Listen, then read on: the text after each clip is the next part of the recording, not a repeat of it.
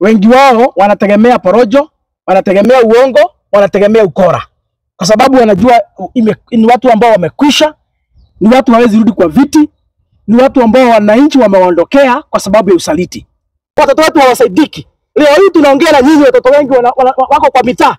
Wako kwa mitaa. Kwa sababu tu ya yule mtu kubadilisha ile funding model. Sijui shida yule mtu anataka kuanga gani, sijui. Kwa majina naitwa Isaac Mungai, aka kijana msafi, chairman wa Nyugema Young Leaders Movement, mwanachama wa chama chetu cha DCP, kile ambacho tunaongozwa na Rigathi Gachagua.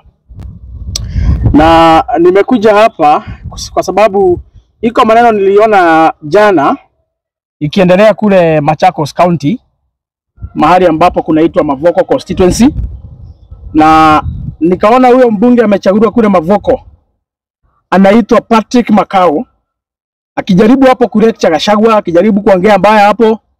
Na mimi nimekuja hapa kudina huyo mbunge once and for all, kwa sababu iko uongo amekuwa akidanganya watu wa Mavoko hapo kila siku. Na kawaida mnajua wale wabunge ambao wana support William Ruto, wengi wao wanategemea porojo, wanategemea uongo, wanategemea ukora.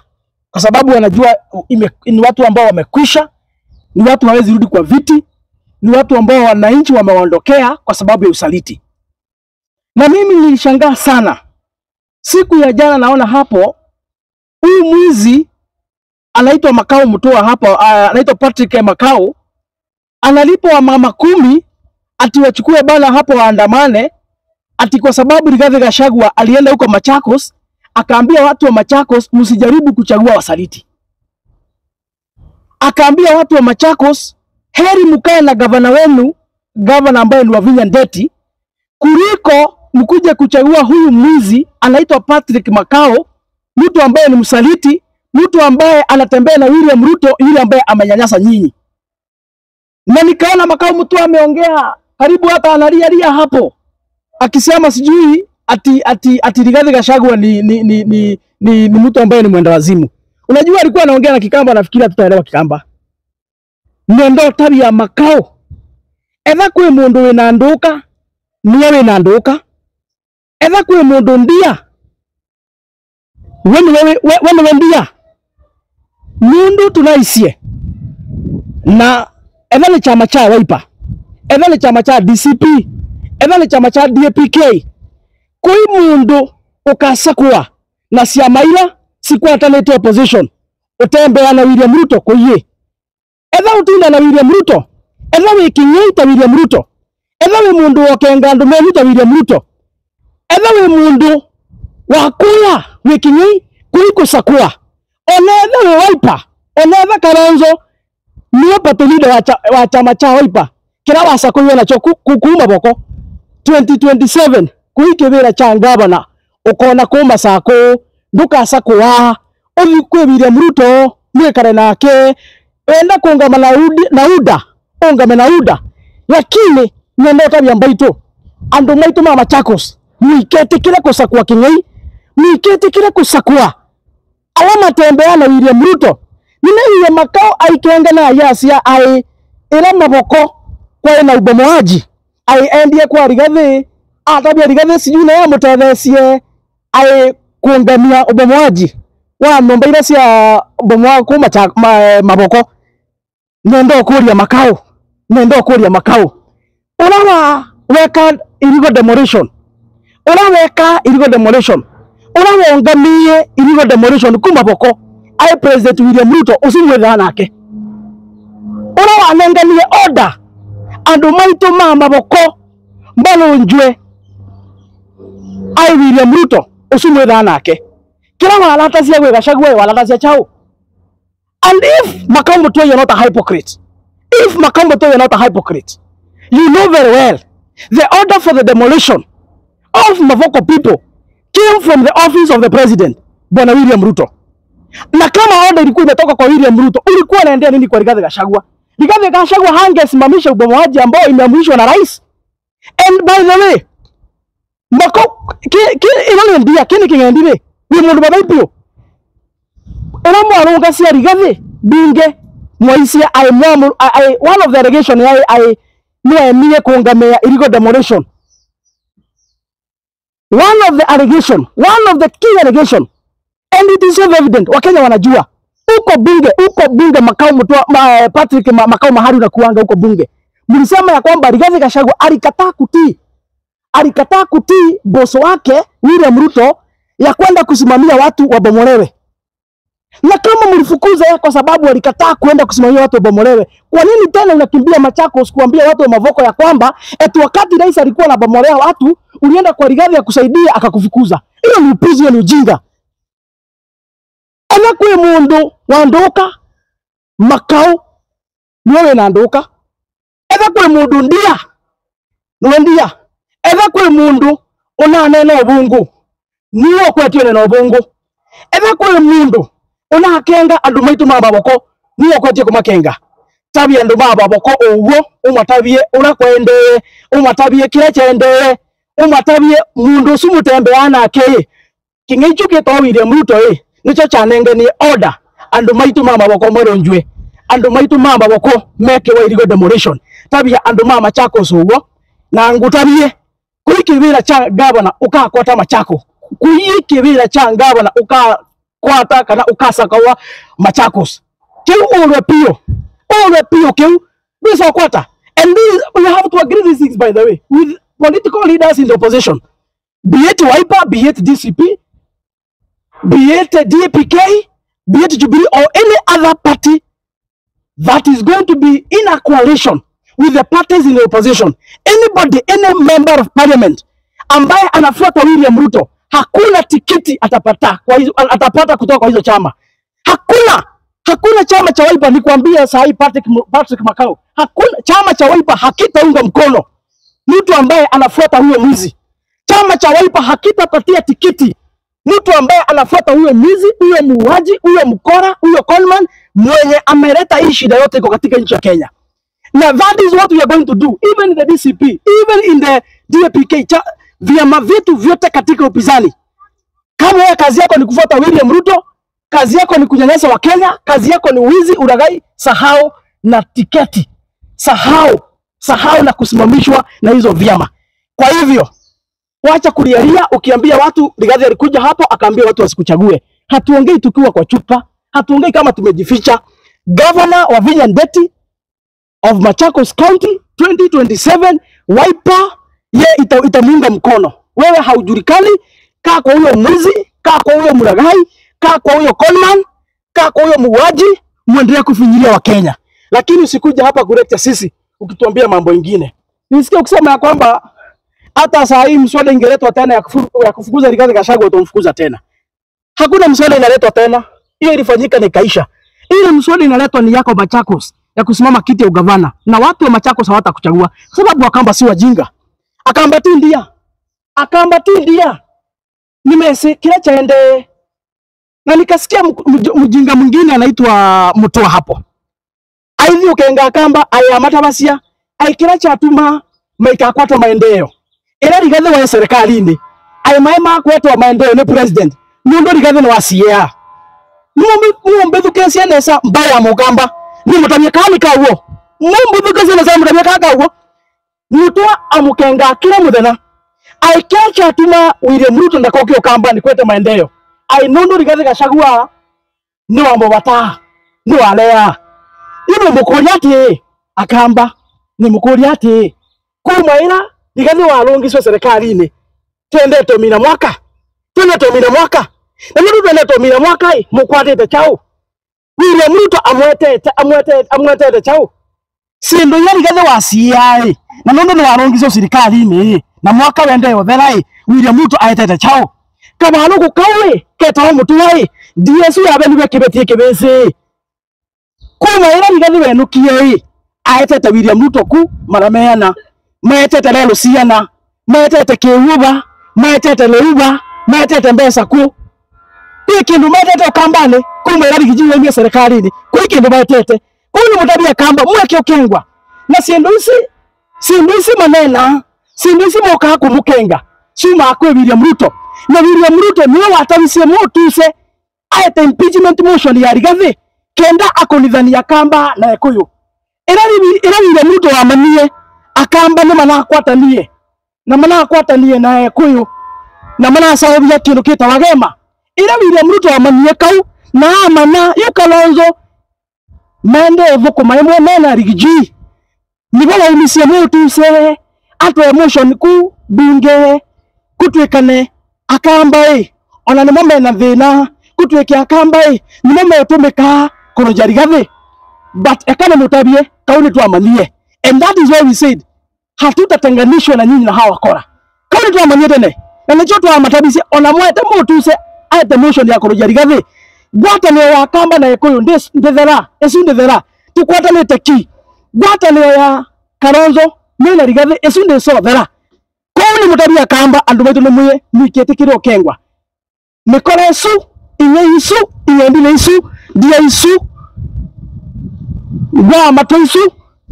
mweka ni asio pio mutongo iwito wao kambani ni Kalonzo asia right ni right asia left ni left chama kitu kambani ni chama cha Wiper na churu cho chama kila twese na mutabia kamba undu kwende Kalonzo akasumbika undu kwende yu bangu abandu baseo oyu mwikete kiro kengwa tukwatana itambaye tukwatana itakena twiyumie thimane thitwe kisio ni William Ruto na kola asuma mwate yake na muthena. Kwa hivyo nikimalizia niambie Wakamba, uhusiano yetu kama jamii, sisi kama jamii ya Gema haitakwisha kwa sababu William Ruto anatuma wakora wake wakuja wamdanganye. Msikubali kupiganishwa. Rigathi Gachagua ako na ajenda moja ya kuhakikisha kwamba tumekoboa taifa kutoka kwa shimo. Kalonzo Musyoka ako na ajenda moja kuhakikisha kwamba haki ya watoto wetu imepatikana, kuhakikisha kwamba heshima ya Wakenya imerudi bahari ilikuwa. Eugene ako na ajenda moja kuhakikisha kwamba wakiwa wanatembea wameunganisha jamii ya Murembe watusaidie tukomboe nchi, tukomboe taifa letu. Matiang'i ako na ajenda moja kuhakikisha kwamba ametusaidia tutoe nchi yetu katika shimo, na ndio maana tunawaambia waendelee kushikana hivyo, waendelee kuungana hivyo. Sisi kama Wakenya tuko nyuma yao, na tuko nyuma yao bila kuwapatia condition mingi. Yule ambaye wataamua ile barabara watatuambia ndio hii, hapo ndio tutafuata na hiyo ndio tutapitia. Kwa hivyo niambie William Ruto, nimeona ameshika msichana mdogo, na mimi niambie Wakenya hapa, niambie Wakenya, mimi sijui William Ruto anakuanga na shida gani na watoto, kwa sababu last time mumeona wale watoto wote ameua kwa maandamano. Baadaye msichana tu mdogo tu amefungua mtandao hapo, anajaribu kuelimisha Wakenya ile kitu ambayo imefichwa kwa finance bill. Huyo mtoto tu kufungua mtandao aelezea Wakenya ile kitu imefichwa kwa finance bill, tunasikia tena ameshikwa. Mimi sijui William Ruto anakuanga na shida gani na watoto, kwa sababu mnakumbuka hata hii allegations hii mambo ya 207 yenye watoto walichomokwa kwa kanisa. Hao ni watoto. Wenye waliuliwa kwa maandamano hao ni watoto. Wenye anashika leo hii anafanya abduction ni watoto pia. Mtihani ya kulipia watoto wa shule, watoto wa Kenya, pesa ya kulipia watoto wa Kenya mtihani, ile serikali ya Uhuru Kenyatta ilikuwa imeacha, ndio wazazi wa Kenya wakuwa wanasaidiwa na serikali kulipia watoto wao mtihani ya class 8 na mtihani ya form 4. Hiyo pesa William Ruto amekuja akaondoa. Ni pesa ya watoto. Capitation, pesa ya kulipia watoto wetu shule, ndio waache kuhangaika huku nje kwa sababu ya wazazi kukosa karo. Uhuru Kenyatta serikali yake ilikuwa imeweka 22,000 per student capitation. William Ruto amekuja amezusha mpaka 11,000. Na hiyo 11 bado pia hatumi, wazazi wameongezewa fees. Mimi sijui kabisa. Wakenya mniambie, mimi sijui shida ya William Ruto na watoto inakuanga gani. Sijui shida ya William Ruto na watoto inakuanga gani. Kwa sababu kama kuna watu wameumia na hii serikali ya William Ruto ni watoto. Kama kuna watu wamehangaika na hii serikali ya William Ruto ni watoto. Kama kuna watu wamepata hasara kubwa kutoka William Ruto aingie katika siasa zake 1992, wale watu wamepata hasara mingi safari ya William Ruto ya siasa ni watoto. Wengine wamekufa, wengine walichomwa, wengine wanafanywa abduction, wengine saa hii mtihani shule amekataa kulipia pesa, capitation amenyonga. Watoto wetu wa university leo hii tunaongea na nyinyi, wale walipita mitihani wengi 2022, 2023, 2024, wote wengi hawajaenda university. Wanahangaika huku nje kwa sababu William Ruto alikuja akapindua akaharibu the funding model. Akaleta ingine hapo ambao ni ukora na wizi. Watoto wetu hawasaidiki. Leo hii tunaongea na nyinyi, watoto wengi wako kwa mitaa. Wako kwa mitaa. Kwa sababu tu ya William Ruto kubadilisha ile funding model. Sijui shida ya William Ruto na watoto na kuanga gani, sijui. Na hata kama niambie wa Kenya, hata kama tunaweza kosa kitu kingine, itafanya tuseme ya kwamba Matiang'i anafaa kuwa kiongozi katika hii mlengo yetu ya wapinzani. Hata tukikosa maana nyingine inaweza fanya sisi wenyewe kama wa Kenya tukubali Matiang'i.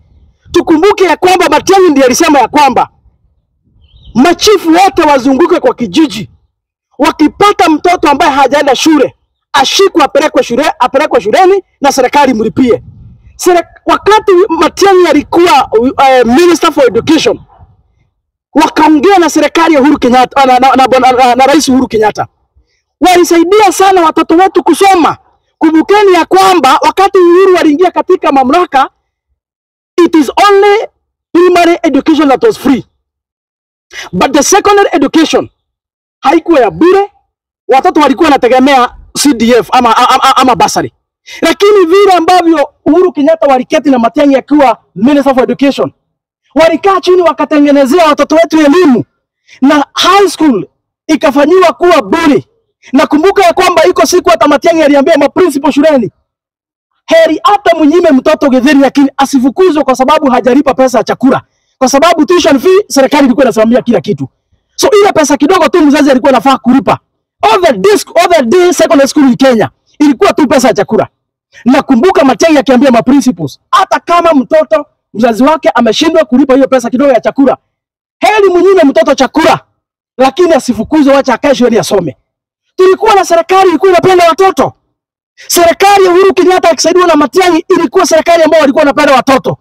Ilikuwa serikali ambayo ilijali maslahi na maisha ya vijana wetu. Leo hii tumehangaika sana kwa sababu ile serikali imekuja iko na beef na watoto.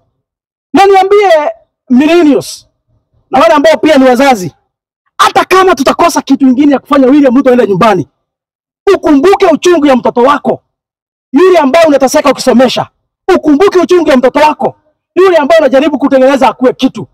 Kwa sababu ya upendo ya wazazi kupenda watoto wao, hiyo ifanye tuamuke mapema 2027 kuhakikisha kwamba William Ruto amesahaulika. William Ruto maisha yake ya siasa tumeweka katika kaburi la sahau. Na nchi ya Kenya tusiwahi kuwa tena na rais ambaye anachukia. Tusiwahi kuwa tena katika nchi ya Kenya na rais ambaye hajali maisha ya watoto wetu.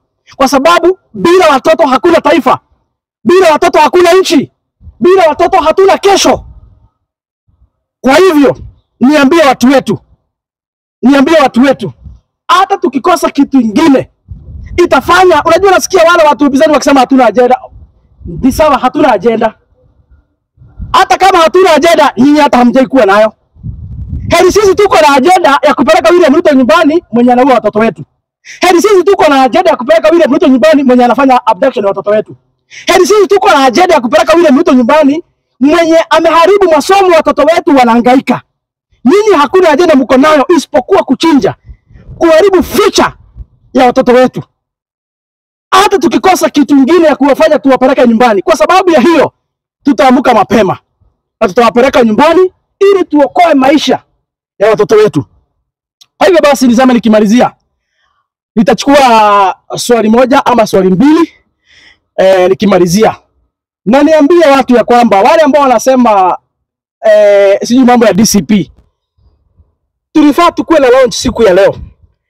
Lakini William Ruto na serikali yake walitukansulia. Tulikuwa tumechukua uwanja ya Kasarani, they cancelled it few days to the event ndio tusifanye sherehe. Niambie wa Kenya na wafuasi wetu wa DCP kwa jumla, msikuwe na wasiwasi, msiwabaike. Kiongozi wetu wa DCP Bwana Rigathi Gachagua ako imara, ako sawa, ako na mipango. Na hata kama hiyo ilikansoliwa na serikali ya William Ruto kwa sababu hawataki hii chama ishike mashinani, niwaambia kwamba Rigathi Gachagua atatupatia mwelekeo kama kiongozi wa chama, na bado sherehe itafanyika tu. Ile kitu atafanya atatafuta mahali pengine, na sherehe ilikuwa tufanye siku ya leo bado tutaifanya. Na niambie wa Kenya, hii chama ni ya wa Kenya wote. Ya? Na William Ruto ndio maana hako na shida. Kwa sababu tumeona juzi kule Western. The deputy party leader Cleophas Malala wakiwa na kina Senator Medho wakifanya mkutano huko, wanatupua tear gas, wanatumia askari kunyanyaswa. Hii shida yote mnaona William Ruto akijaribu kuangaisha chama cha DCP ni kwa sababu anajua chama cha DCP kinakuja kuingia katika mizizi, kinakuja kushika ground kuliko hata vile Yuda ilikuwa imeshika. Hiyo ndio tu ile kitu vile Ruto anaogopa. Na ndio maana namwambia ile uchungu anajaribu kupotelea itamuuma tu, kwa sababu mama mjamzito hata akijaribu kupotelea uchungu ni bure. Miezi 9 ikiisha uchungu itamshika. Niambie William Ruto, sasa wewe ni kama mama mjamzito. Siku zako zinahesabika. Miezi 9 tu ikiisha, ile uchungu unajaribu kupotelea DCP itakuuma na itakushika vilivyo. Kwa sababu hiki ndicho chama kile ambacho wananchi wameamua ni chama chao. Hii ndio ile chama wananchi wameamua kwamba ndio ile chama ambayo inawakilisha na kuwatetea. Na ndio maana tunasema ya kwamba DCP unasikiza Wakenya. Kwa sababu Wakenya ndio wenye nchi, na Wakenya ndio wanatoa ushuru, na Wakenya ndio wenye serikali. Hata katiba inatambua ya kwamba Wakenya ndio wenye nguvu. Na ndio maana chama chetu tunasema ya kwamba sikiza Wakenya. Kwa hivyo nitachukua swali moja kama iko.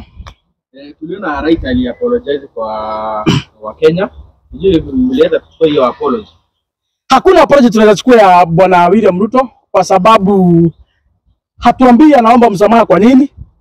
Na hata ukiomba msamaha unaita wale ambao ulikosea. Hakuna watu tumeona ameita na hajasema anaomba msamaha kwa nini. Na kama kawaida Wakenya wote wanajua ya kwamba William Ruto, watoto wetu walikufa katika mikono yake, watoto ambao hawakuwa na hatia, watoto ambao hawakuwa na makosa. Na kwa sababu watoto walikufa katika mikononi mwake, wale watu wako na kidonda kubwa ni wazazi ya wale watoto. Hatujaona akiita hao wazazi. Wale wazazi walizika watoto, hatujaona akiwaita. Kwa hivyo hiyo hakuna, hiyo tu ni maringo tu alikuwa na expose pale. Hii kitu wanaitanga prayer breakfast. Wanasamanga ni prayer breakfast, na ni kongamano tu ya wakora tu hapo, wanakunywa chai na sausage. Alafu tu wanaongea tu mambo bila hapo tatu. Hakuna maombi na kuanga hapo. Hakuna maombi na kuanga hapo. Kwa hivyo hiyo sisi hatujui hiyo mambo ya apology. Sisi kama millennials, sisi kama Gen Z, sisi kama wazazi, sisi kama Wakenya, tuko tu pale pale ya kuhakikisha kwamba tumepeleka hii serikali nyumbani ndio watoto wetu waweze kuponea. Kwa sababu tukiendelea kukua na hii serikali, tukiweza kubadilisha hii serikali kutawala miaka ingine 5, maisha ya watoto wetu itakuwa katika hali ya hatari. Kwa hivyo the only way to salvage the future of our children, the future of our young men and women, it is to make William Ruto a one-term president. Wiki iliyopita tuliona swala la bunge MP Bwana Kobori, na hii wiki iliyopita tukapata kuona serikali wakisema kuwa hakuwa abducted, yeye mwenyewe ndo aliweza kujiabduct. Nyinyi kama discipline mnachukua jambo hili aje? Nafikiri wakati Mheshimiwa Kobori alipatikana, kiongozi wetu Rigiji alitoa taarifa kuu ya hospitali ya Karen, alitoa taarifa na akaelezea kila kitu. Sitaki kuguzia maneno mingi kuhusu Mheshimiwa wetu Kobori kwa sababu uchunguzi ungali unaendelea. Na najua kuna taarifa ambayo itakuja kupeanwa baadaye. Lakini ile kitu ningesema ile kitu ningeambia Wakenya. Mimi mwenyewe kama kijana msafi nimeenda Karen, nilimwangalia na nikaona ile maumivu iko na mheshimiwa wetu, nikaona ile mateso anapitia huko, nikaona ile uchungu wako naye, na nikajionea na macho yangu. Kwa hivyo niambia Wakenya, hata kama mtu anaweza jiteka nyara, hawezi jiteka nyara ukubali kujichapa. Ama hata ukiweza pigia watu simu uambie wakuja kuteka nyara, hawezi kuwaruhusu ama huwezi waambia wakupige, wakuumize mwili ndio onekane ulikuwa umetekwa nyara. Hiyo ni kitu ambayo hakuna binadamu ambaye anaweza kukubali kupitia mateso na uchungu ati ndio ionekane alikuwa ametekwa nyara. Kwa hivyo niambie Wakenya, Mheshimiwa Kobori anahitaji maombi yetu. Ako katika hali ya hatari, mwili yake amepitia mateso na mwili yake amepigwa zaidi. Ako na maumivu lakini madaktari wanaendelea kumsaidia. Kwa hivyo niambie Wakenya kitu kingine, Mheshimiwa Kobori hapa Juja hana competitor. Yeye ndiye mbunge hapa. Kwa hivyo anatafuta sympathy ya kufanya nini na yeye ndiye kwa kiti. Haya, kitu kingine, kiti yake the chances za Mheshimiwa Kobori kuchaguliwa mara nyingine hapa 2027, I think it's as at 90%. Kwa hivyo hahitaji yeye sympathy ama hiyo ukora yote watu wanajaribu kusema ati ndio ahurumiwa na watu wa Juja.